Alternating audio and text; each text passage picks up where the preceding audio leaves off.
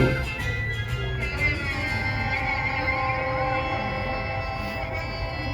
43-এর দুর্ভিক্ষের প্রায় 170 বছর আগে, তখনও তুমি জন্মাওনি।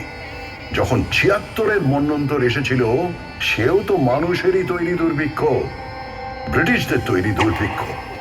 তারা মানুষকে হিংস্রভাবে নিংড়ে খাজনা নিচ্ছিল, ধান জমিতে আফিম আর নীল চাষ করছিল।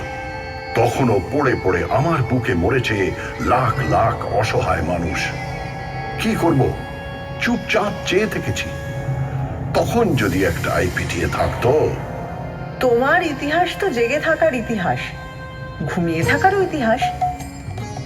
19 শতকে বাবুরা যখন কাঁড়ি কাঁড়ি টাকা খরচা করে বেড়ালের বিয়ে দিচ্ছিল, যখন গোলাপ জলে জল শৌচ চলছিল, তখন তুমি কেমন ছিলে বাবু? আধা ঘুমন্ত ঢুল ছিলে। আমারে ফ্রড করে প্রাণ কৃষ্ণ কোথায় গেলি?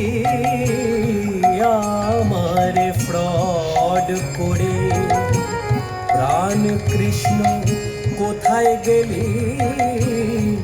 I am for you very sorry, I am for you very sorry. আমার গোল্ডেন বডি হলো কালি, আমারে ফ্রড করে, আমারে ফ্রড করে। আমার দারুণ মজা লাগছিল।